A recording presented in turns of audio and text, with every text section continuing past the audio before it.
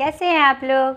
आज के स्पीता पहचान क्लासेस में मैं लेके आई हूँ आपके लिए किसलय भाग 3, जो कि मेन हिंदी के 8वीं के बच्चों की प्रमुख पुस्तक है ये, और उर्दू के बच्चों का क्लास 10। ठीक है, तो किसलय भाग 3 class 10 NRV Bihar board Urdu के बच्चों का।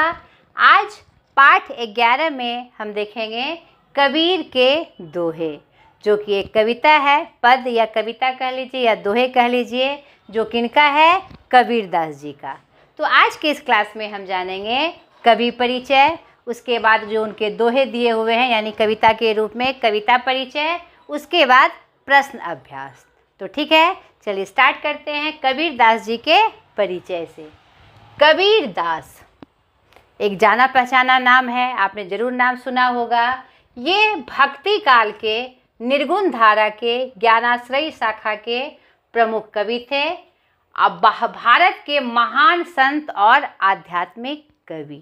ठीक है, हमारा हिंदी जो है, हिंदी साहित्य का इतिहास मुख्यतः 4 भागों में बटा है। मैंने बार बार ये बात बताई है आपको, फिर भी अभी आपके सामने आया, प्रसंगवश आया तो मैं फिर से उसको दोहरा रही हूँ। हमारा हिंदी साहित्य 4 भागों में बटा है, आदिकाल, भक्ति काल, रीति काल और आधुनिक काल। फिर उसकी अलग अलग धाराएं हुई। तो ये भक्ति काल के निर्गुण धारा।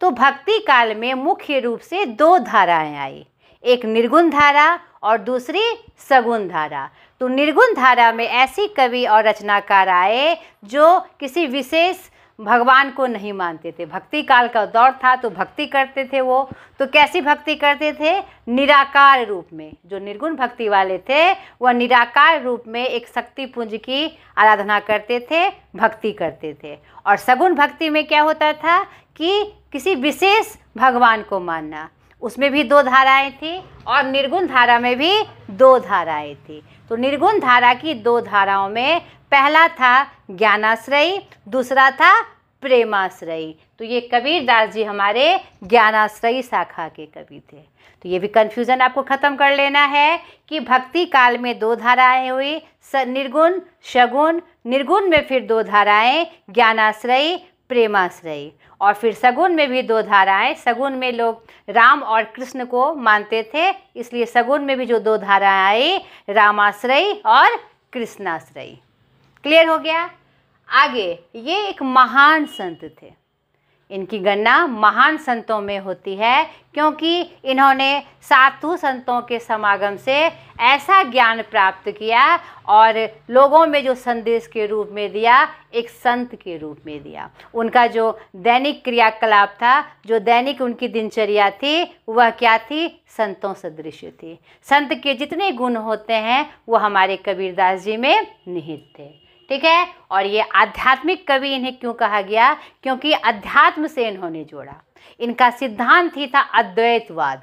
अद्वैतवाद क्या होता है, परमात्मा और आत्मा को एक मानना। यानी जो अद्वैतवाद था वह आध्यात्मिक रूप से जुड़ा हुआ था, इसीलिए इन्हें आध्यात्मिक कवि भी कहा गया। ठीक है, इस्लाम के अनुसार कबीर का अर्थ होता है महान।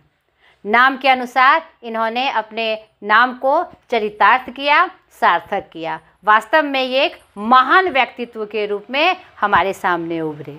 ठीक है, इनका जन्म 1440 ईस्वी विक्रम संवत 1398 ज्येष्ठ मास की पूर्णिमा को ब्रह्म मुहूर्त में हुआ था। कहाँ हुआ था, लहरतब, काशी, उत्तर प्रदेश में। ध्यान में रखना है आपको, स्मरण में भी रखना है, क्योंकि ऑब्जेक्टिव में आपको ये प्रश्न आ सकते हैं। इनके माता पिता, जो जन्म देने वाले माता पिता थे, उस संदर्भ में कोई जानकारी प्राप्त नहीं है। एक जुल्हा दंपति थे, नीरू और नीमा नाम से, उन्होंने ही उनका लालन पोषण किया, इसीलिए माता पिता के नाम में उन्हीं का नाम इनके साथ जुड़ा है, पिता नीरू और माता नीमा। ठीक है, इनके गुरु रामानंद जी हुए, उन्होंने रामानंद से दीक्षा पाई। इनकी जो रचनाएं हैं, कबीर दास जी के बारे में एक बात आपको बता दूं, शायद आपको पता भी हो, उन्होंने कभी कलम को नहीं छुआ, यानी कभी लिखना पढ़ना नहीं किया। खुद उनकी रचनाओं में ये वर्णन है, मसी कागज छुयो नहीं, कलम गही नहीं हाथ। ठीक है, कभी नहीं छुआ। तो फिर उनकी रचनाएं हमें कैसे प्राप्त है? उनकी रचनाओं का संकलन उनके एक शिष्य धर्मदास जी ने की। ठीक है, किस नाम से की? तो जो जितनी भी उनकी रचनाएं हुई, जितने भी उन्हें उपदेश दिए अलग अलग विषय के रूप में, उनका पूरा संकलन बीजक नाम से उनके शिष्य धर्मदास जी द्वारा संकलित किया गया। कब किया गया? 1464 ईस्वी में। अब बीजक क्या होता है? बीजक 3 रूप में आता है। ठीक है, साखी, शबद और रमैनी, यानी कबीरदास जी साखी, शबद और रमैनी से ही जाने जाते हैं। अब ये साखी, शबद, रमैनी क्या है? साखी का अर्थ है दोहा। भक्ति काल में जो हिंदी का रूप था वह हमारे दोहा, छंद, चौपाई, रोला आदि में लिखा जाता था। तो इन्होंने किस रूप में लिखा? दोहा में लिखा, श्लोक और पद में लिखा और चौपाई शैली में दोहे लिखे। ठीक है, तो साखी का अर्थ होता है दोहा। अनुमानतः 353 साखियाँ उनकी उपलब्ध है। ठीक है, शब्द का अर्थ होता है श्लोक या पद, और रमैनी का अर्थ होता है दोहे जो चौपाई शैली में लिखे होते हैं। आप जब आगे पढ़िएगा, आप हिंदी में जब आगे पढ़िएगा तो आपको चौपाई छंद के रूप में आपको पढ़ने को मिलेगा। वैसे मैंने छंद का वीडियो डाला है, अगर आपको चौपाई जानना हो तो आप वहाँ से जान सकते हैं विशेष रूप से। चौपाई क्या है? पुराने भक्ति काल में, आदि काल में, रीति काल में जो हमारी कविताएं लिखी जाती थी वह छंद में लिखी जाती थी। तो चौपाई उसी का एक पार्ट है, भाग है। ठीक है, जिसमें 16-16 होते थे, उसमें 16-16 मात्राओं का एक चरण होता था। ठीक है, जिसमें 16 मात्राओं का प्रयोग किया जाता था। लेकिन इनकी जो चौरामैनी थी उसमें कोई नियम उपनियम नहीं थे। यह भी आपको याद रखना है कि इन्होंने दोहे चौपाई शैली में लिखे, लेकिन उसमें चौपाई का जो नियम है हमारे छंद में उसके अनुसार उन्होंने नहीं लिखा, सिर्फ उसका रूप उन्होंने प्रस्तुत किया। क्लियर? इनकी रचनाएं कबीर ग्रंथावली में संग्रहित है एवं इनकी कुछ रचनाएं गुरु ग्रंथ साहिब। गुरु ग्रंथ साहिब क्या है? ये सिखों का सबसे बड़ा धर्म ग्रंथ है, पंजाबियों का, जो सिख लोग, सिख संप्रदाय के होते हैं। तो ये इतने प्रभावशाली थे, इनकी कुछ रचनाओं को इतने बड़े ग्रंथ में भी स्थान मिला। तो उनका परिचय आपको खुद प्राप्त हो गया कि ये एक महान संत थे। नहीं, अब साखी क्या होता है? अपने जिस परमात्मा ने हमें जन्म दिया उनको याद करते रहना, इसमें यही संकलित है। श्लोक या पद क्या हैं? उनके गुरु रामानंद जी ने जो उनको उपदेश दिए ज्ञान के माध्यम से, उनका वर्णन श्लोक में है। और दोहे और रमैनी में उन्होंने क्या वर्णन किया? जो प्रकृति है, प्रकृति प्रदत्त हमारी जो चीज़ें हैं, जो हमारी सुविधाओं के लिए है, उसका वर्णन वह रमैनी में करते हैं। क्लियर बेटा? इनकी भाषा को आचार्य रामचंद्र शुक्ल ने साधुकड़ी भाषा कहा है। साधुकड़ी भाषा क्या होती है? साधु संतों की भाषा। क्योंकि इन्होंने विशेष रूप से पढ़ाई नहीं की थी, कोई पढ़ाई नहीं की थी, नहीं, और कभी कलम को छुआ ही नहीं था, कभी किताब देखा नहीं था। तो इतना ज्ञान उन्हें साधु संतों के समागम से प्राप्त हुआ। वे दूर दूर तक तीर्थ करने गए और सब धर्मों के, सब जितने भी अनुयायी थे अलग अलग धर्मों के समीप आए, करीब आए और उन्होंने उनसे ज्ञान प्राप्त किया। और इसीलिए उनकी भाषा जो वो कवि लिखते हैं, चाहे वह शब्द के रूप में हो, साखी के रूप में हो, रमैनी के रूप में हो, तो उसमें वो जो लोकाचार में साधुओं की भाषा होती है, संतों की भाषा होती है, वैसा ही रूप हमें इनके साहित्य में देखने को मिलता है, उनकी रचनाओं में देखने को मिलता है। इनकी क्लियर हो गया? इनका निधन 1580 विक्रम संवत 1494, दोनों आपको याद रखना है। कभी विक्रम संवत में उसका आता है, कभी ईस्वी में आता है, इसलिए मैंने दोनों लिख दिया है। कहाँ हुआ? मगहर, उत्तर प्रदेश में। ठीक है, तो ये इनका कबीरदास जी का परिचय था। अब कबीर के दोहे के माध्यम से हम देखें कि आपके पाठ 11 में क्या संकलित है, उनके कौन कौन से दोहे संकलित हैं। चलिए आइए बच्चों, अब पाठ के माध्यम से हम कबीर के पद को देखें। तो हमने उनके परिचय में देखा, कबीर भक्ति काल के अप्रतिम भक्त कवि थे। उन्होंने अपनी रचना के माध्यम से भक्ति के नाम पर व्याप्त बाह्य आडंबरों एवं व्यर्थ अनुष्ठानों का करारा प्रहार किया। यानी जितने भी बाह्य आडंबर थे, पूजा पाठ की जो पद्धति थी, उन्होंने उनका विरोध किया और अनुष्ठानों पर कड़ा प्रहार किया। नहीं, पाठ में शामिल जो 2 पद हैं उनका यह रूप मुखर होता है। पदों की महत्ता इस अर्थ में खास तौर पर उल्लेखनीय है कि उनका भाव बोध न सिर्फ तत्कालीन समय से जुड़ता है, बल्कि आज के समय में यानी समकालीन समय में भी उसकी प्रमुखता, यहाँ पर जो महत्ता है वह यथावत है। तो देखिए कि जो 2 पद यहाँ संकलित हुए हैं उसमें उन्होंने कौन कौन सी बात कही है। ठीक है, पहले पद में स्थापित रूढ़ियों के समानता, सच के साँचे साक्षात्कार की प्रस्तावना है, अर्थात कागज की लेखी की जगह आँखिन देखी की प्रतिष्ठा की गई है। वहीं दूसरे पद में ईश्वर या अल्लाह को कहीं बाहर ढूंढने की जगह उसको अपने भीतर ही साक्षात्कार की बात कही गई है। तो चलिए एक एक पद के माध्यम से हम इसके भाव को समझें, इसके अर्थ को देखें। पद 1, मेरा तेरा मनवा कैसे इक होई रे। यहाँ पर पूरे समाज को जो बाह्य आडंबर में लीन रहते हैं और जो कानों सुनी बात पे विश्वास करते हैं, कागज की लिखी बातों पर विश्वास करते हैं, उनके प्रति वह प्रहार करते हुए कह रहे हैं कि तुम्हारा और मेरा मन एक कैसे होगा। मैं कहता हूँ आँखिन देखी, तू कहता कागज की लेखी। मेरा और तुम्हारा मन एक नहीं हो सकता, क्योंकि मैं उसी पे विश्वास करता हूँ जो मैं आँखों से देखता हूँ। नहीं, और वही यथार्थ होता भी है। और तुम कागज की लिखी हुई बातों पे विश्वास करते हो और आँख मूंद कर रहते हो। यानी जो परिस्थितियाँ तुम्हारे सामने आती है तो तुम्हारा तर्क क्या होता है, कागज पे लिखी हुई कई बातों का। आँख के सामने तुम्हारी कौन सी घटनाक्रम आ रही है तुम उसे नहीं देखते, इसीलिए तुम्हारा और मेरा मन नहीं मिल सकता। मैं कथा सुलझावन हारी, तू राखियो उलझाई रे। मैं कहता हूँ चाहे कोई भी परिस्थिति आए तो उसको सुलझाओ, नहीं उसको सुलझाकर स्पष्ट करो, और तुम उलझा के रखने वाली बात कहते हो, तो फिर हम दोनों का मन कैसे मिलेगा। आगे की पंक्तियाँ देखिए। मैं कहता तू जागत रहियो, तू रहता है सोई रे। यहाँ पर मैं कहता हूँ कि तुम जागते रहो। जागते रहो मतलब क्या, सो नहीं, हमेशा जागते रहो, नींद में मत जाओ, नहीं, यानी किसी भी परिस्थिति के प्रति सचेत रहो। जागते रहो का यहाँ तात्पर्य है कि कोई भी परिस्थिति तुम्हारे सामने आए तो उसके प्रति सचेत रहो, यानी अनमने ढंग से उसको मत देखो, नहीं लापरवाह ढंग से उसे मत देखो। तुम क्या करते हो, तुम सोए रहते हो कि जो होगा देखा जाएगा।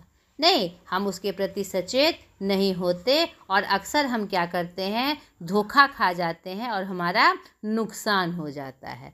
तो मैं ऐसा नहीं कर सकता। मैं हमेशा जागने रहने की बात करता हूँ, सचेत रहने की बात करता हूँ।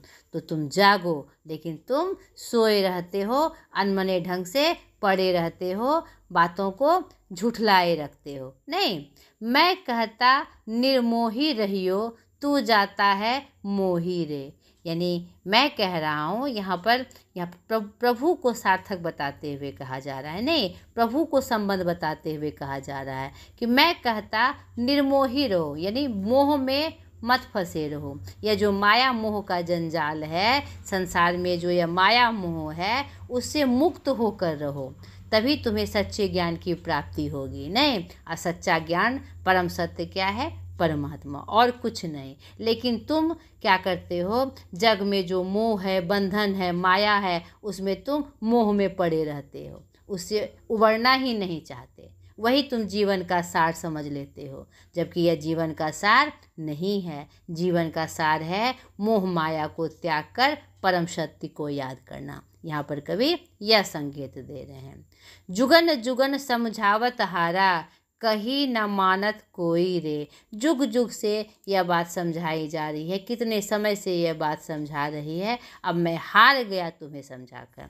यानी कहने का मतलब है जो परम सत्य है उसको समझना चाहिए, लेकिन हम क्या करते हैं, उसके प्रति उदासीन बने रहते हैं। हाँ, तो समझाने वाला क्या करेगा, समझा समझा के थकेगा ही। अगर हमारी ऐसी आदत रहेगी कि हम उलझना ही पसंद करेंगे, मोह माया में ही बंधे रहना पसंद करेंगे, तो लोग हार मानकर कहना छोड़ देंगे। हैं, इसी संदर्भ में यह बात कह रही है कि ये जो तुम बाह्य आडंबर कर रहे हो, यह जो दिखावा कर रहे हो, यह जो तुम उलझ के रह रहे हो, माया मोह में फंस के रह रहे हो, मैं तुम्हें बार बार समझा रहा हूँ, जुग जुग से कितने दिनों से समझा रहा हूँ, लेकिन तुम मान नहीं रहे हो।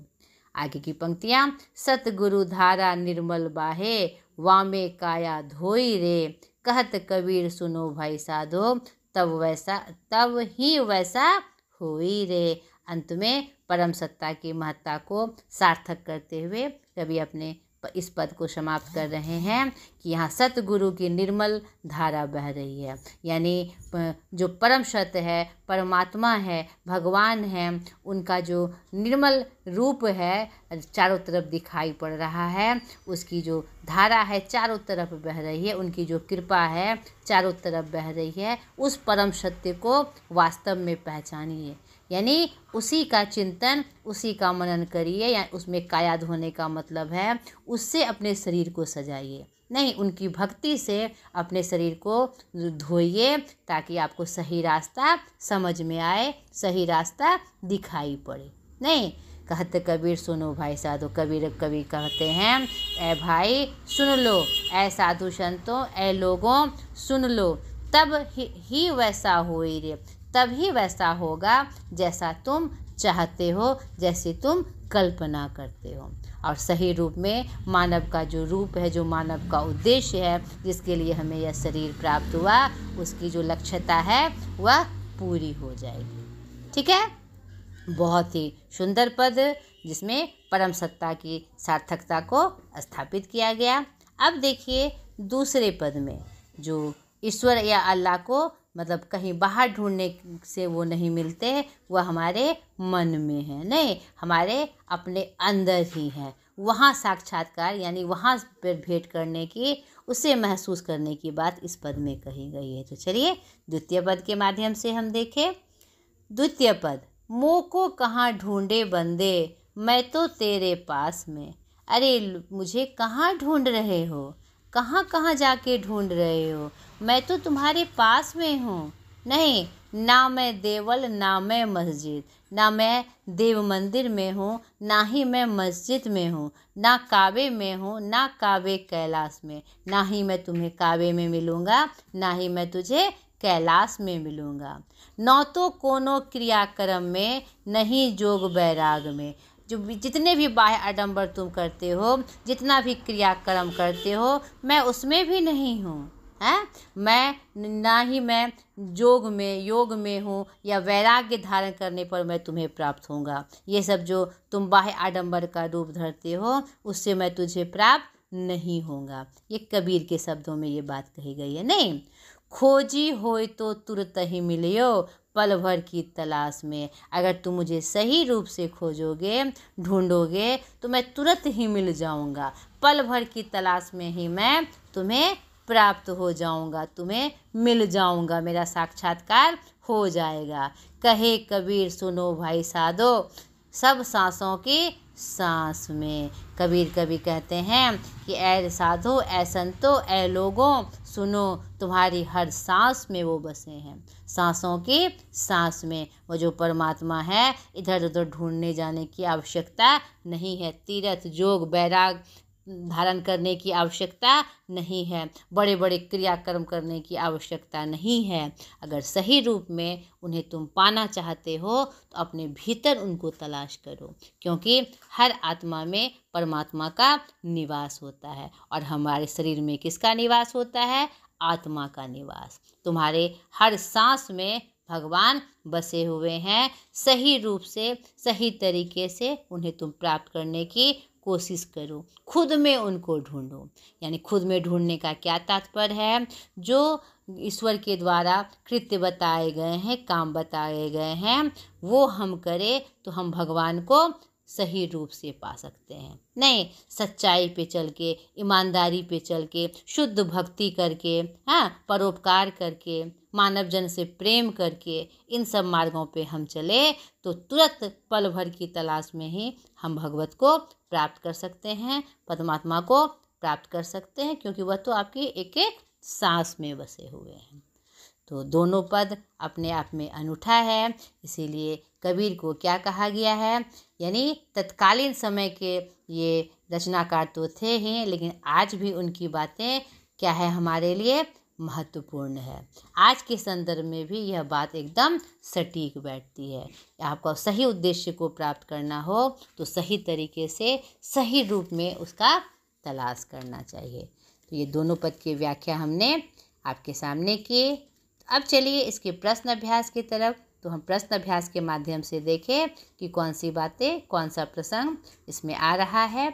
पाठ से पहला, निम्नलिखित पंक्तियों को पूरा करिए। तेरा मेरा मनुआ, तो ये कहाँ से आया है? तेरा मेरा मनुआ प्रथम पंक्ति है। कैसे इक होई रे, कंप्लीट हुआ। दूसरा है, मैं कहता हूँ आँखिन देखी, तू कहता कागज की लेखी। नहीं, तीसरा पंक्ति है, मैं कहता सुरझावन हारी, तू राखियो उलझाई रे। नहीं, आगे की पंक्तियाँ भी यही है, मैं कहता तू जागत रहियो, तू रहता है सोई रे।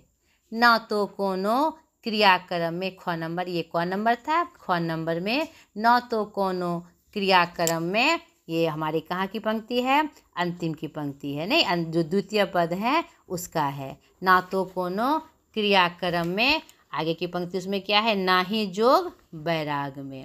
और ना तो पल भर की तलाश में कहाँ का है? आपका खोजी होय तो तुरत ही मिलियो, पल भर की तलाश में। तो आपको दोनों पद कंठस्थ याद होने चाहिए। नहीं, तभी आप जब आपके एग्ज़ाम में प्रश्न आएंगे तभी आप पंक्ति को पूरा कर सकते हैं। तो छोटा सा पद है, अब बहुत ही सुंदर गे रूप में है, जिसको याद करना बहुत आसान है। और गे के रूप में से आप याद कर लिए, कंठस्थ कर लीजिए, तब आप इस प्रश्न को कैसे भी किसी रूप में आए, कोई भी पंक्ति आए, आप उसको पूरा कर सकते हैं। दूसरा, इन पंक्तियों के भाव स्पष्ट कीजिए। तो भाव, इस तरह का प्रश्न जब आता है तो हम क्या करते हैं? पहले पाठ का परिचय देते हैं, फिर कवि रचनाकार का परिचय देते हैं, फिर मुख्य भाव बताते हुए पंक्ति का अर्थ बताकर उससे मेल करते हैं। नहीं तो कौन नंबर, मैं कहता निर्मोही रहियो, तू जाता है मोही रे। तो प्रस्तुत पंक्ति हमारे पाठ्य पुस्तक कबीर के पद से ली गई है। ये प्रथम पद से ये पंक्ति आई है, जिसमें क्या कहते हैं, इस पंक्ति में कहा गया है कि सही रूप से क्या कहते हैं, भगवान को प्राप्त करने का प्रयास करना चाहिए। बाह्य आडंबर में इधर उधर भटकने से कुछ भी प्राप्त नहीं होता है। इसी संदर्भ में यह पंक्ति आई है कि मैं कहता निर्मोही रहियो, यानी मैं कहता हूँ कि मोह माया से परे रहो, दूर रहो, तू जाता है मोही रे। और तुम क्या करते हो? मोह में फंसे रहना चाहते हो, और जो उचित नहीं है, यह तुम्हारे सही मार्ग पर बढ़ने के लिए, सही लक्ष्य प्राप्त करने के लिए सही नहीं है। ख नंबर, मोह को कहाँ ढूंढे बंदे, मैं तो तेरे पास में। तो प्रस्तुत पंक्ति हमारे कबीर के पद द्वितीय पद से ली गई है। नहीं, इसमें जो भगवान कहाँ बसते हैं? हमारी सांसों में बसते हैं, हमारे भीतर बसते हैं, इस बात का प्रसंग इसमें है। प्रस्तुत पंक्ति द्वितीय पद, इसके कवि कौन है? कबीरदास जी हैं। तो उसी क्रम में यह बात आई है कि मुझे तुम कहाँ ढूंढते फिरते हो, यह प्रथम पंक्ति ही है द्वितीय पद की। मोह को तुम कहाँ ढूंढते हो, मैं तो तुम्हारे पास में हूँ। मुझे ढूंढने के लिए कहीं देवालय, काबा, मस्जिद नहीं जाने की आवश्यकता नहीं है, जोग वैराग लेने की आवश्यकता नहीं है। मैं तो तुम्हारे पास में हूँ, मैं तुम्हारी सांसों में बसा हूँ। तीसरा, मोको शब्द किसके लिए प्रयोग हुआ है? मोको शब्द यहाँ भगवान परमात्मा के लिए प्रयुक्त हुआ है, नहीं सांकेतिक अर्थ में।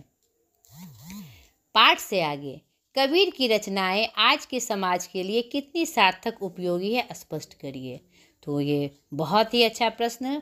कबीर की जितनी भी रचनाएं हैं, जो जिस रूप में भी आई हैं, वह हमें ज्ञान का मार्ग प्रशस्त करती हैं और वह बिल्कुल यथार्थ का चित्रण करती हैं। क्योंकि कबीर जो थे, आंखों देखी बात पे विश्वास करने वाले थे, तो वह क्या था? स्पष्ट था। तो आज के संदर्भ में भी, आज के समकालीन समय में भी जो बातें उन्होंने अपनी रचनाओं के माध्यम से कही है, वह हमारे लिए आज भी सार्थक है, आज भी प्रासंगिक है। कोई भी बात हो, जैसे हम बाह्य आडंबर के नाम पर जो काम करते हैं और इधर उधर भटकते हैं, तो उनके लिए जो उन्होंने रास्ता दिखाया है, वह आज भी क्या है? सार्थक है। नहीं, धर्म के नाम पर हम लड़ते हैं, क्या कहते हैं, हर तरीके से हम भटकते रहते हैं, उसके लिए उन्होंने जो मार्ग दिखाया है, वह आज भी क्या है? सार्थक है। आप कबीर के जितने भी दोहे और रचनाएं आप देखेंगे, उसमें जितनी भी बातें कही गई है, वह आज के समय में भी जो चल रही है, वह उन बातों से मेल खाती है। ठीक है। दूसरा, सगुण भक्ति धारा, जिसमें ईश्वर के साकार रूप की आराधना की जाती है। निर्गुण भक्ति धारा, जिसमें ईश्वर के निराकार यानी बिना आकार स्वरूप की आराधना की जाती है। इस आधार पर कबीर को आप किस श्रेणी में रखेंगे? तर्कपूर्ण उत्तर दीजिए। तो इस आधार पे हमने इनके परिचय में ही देखा, ये किस श्रेणी में आते हैं? निर्गुण भक्ति धारा में आते हैं। और निर्गुण भक्ति धारा में भी ये ज्ञानाश्रयी शाखा के कवि हैं। निर्गुण धारा की 2 धाराएं हुई, उसमें अभी आपने स्पष्ट देखा, स्पष्ट मैंने आपको बताया कि ज्ञानाश्रयी और प्रेमाश्रयी। तो ये ज्ञानाश्रयी धारा के प्रमुख कवि हैं। तो इसमें महत्वपूर्ण तर्क यही है कि इनकी जितनी भी रचनाएं हैं, वह ज्ञान से भरी हुई है, वह हमें जीवन में ज्ञान प्रदान करती है। तो यहीं पर यह स्पष्ट हो गया। तीसरा, सगुण भक्ति धारा एवं निर्गुण भक्ति धारा के 2 कवियों के नाम लिखिए। तो सगुण भक्ति धारा में आप जानते हैं 2 धाराएं हैं, कृष्णाश्रयी और रामाश्रयी। तो कृष्णाश्रयी के प्रमुख कवि कौन हैं? सूरदास जी। और रामाश्रयी धारा के प्रमुख कवि कौन हैं? तुलसीदास जी। 2 का नाम आ गया। और निर्गुण भक्ति धारा में ज्ञानाश्रयी शाखा में हमारे कबीरदास जी का नाम आता ही है। इनके अलावे हमारे रामानंद जी का नाम निर्गुण धारा के कवियों में आता है। नहीं, संत रविदास जी का नाम आता है। और प्रेमाश्रयी शाखा में सबसे प्रमुख नाम मलिक मोहम्मद जैसी जी का आता है, जो प्रेमाश्रयी धारा के कवि हैं। तो दोनों स्पष्ट हो गया। चौथा, वैसे पंक्तियों को खोज कर लिखिए जिसमें कबीर ने धार्मिक आडंबरों पर कुठाराघात किया है। तो यहाँ पर हमने प्रथम पद में देखा, जो वह क्या धार्मिक आडंबरों पर कुठाराघात करते हैं कि जुगन जुगन समझावत तहारा, कहीं ना मानत कोई रे। नहीं, इस पंक्ति में भी आया है और दूसरा इसमें भी आया है। मैं कहता हूँ आँखें देखी, तू कहता कागज की लेखी, मैं कहता सुरझावन हारी, तू राखियो उलझाई रे। मैं कहता तू जागत रहियो, तू रहता है सोई रे। मैं कहता निर्मोही रहियो, तू जाता है मोही रे। इन पंक्तियों के माध्यम से जो बाह्य आडंबर का रूप दिखाया गया है, उस पर उन्होंने कुठाराघात किया है। अब गतिविधि देखें हम। पहला, अपने स्कूल या गांव शहर के पुस्तकालय में जाकर कबीर ग्रंथावली या अन्य पुस्तकों से कबीर के बारे में विस्तृत जानकारी हासिल कर मित्रों तथा अपने शिक्षक से चर्चा करिए। तो यह आप कबीर के बारे में विशेष जानकारी प्राप्त करना चाहते हैं, अगर आपको उसमें दिलचस्पी है, तो आप उनकी ग्रंथावली मंगाकर उनके बारे में विशेष जानकारी प्राप्त करिए। एक्टिविटीज है आपके लिए। दूसरा, सगुण भक्ति एवं निर्गुण भक्ति की एक एक कविता को वर्ग कक्ष में सुनाइए। तो मैंने दोनों उदाहरण बताया। सगुण भक्ति में तुलसीदास सूरदास जी हैं और निर्गुण भक्ति में आपके मलिक मोहम्मद जैसी, कबीर, संत रविदास जी हैं। तो उनकी कविताएं खोजकर वर्ग कक्ष में सुनाइए। तीसरा, कबीर के पदों से संबंधित अनेक कैसेट्स बाजार में उपलब्ध हैं, उन कैसेटों का संग्रह सुनिए तथा उस पद को लय के साथ कक्षा में सुनाइए। तो ये भी आपके लिए एक्टिविटीज़ है। आपको उनमें दिलचस्पी है तो आप ये काम करें। इससे क्या होगा, कबीर के प्रति और उनके जो धारणाएं हैं, ज्ञान का जो माध्यम है, उसके बारे में आपको विशेष जानकारी प्राप्त होगी। तो ये आपका प्रश्न अभ्यास भी समाप्त हुआ, जो मैंने ख़त्म किया। अगले वीडियो में फिर एक नए पाठ के साथ मैं हाजिर होंगी। आज तक के लिए इतना ही। बाय।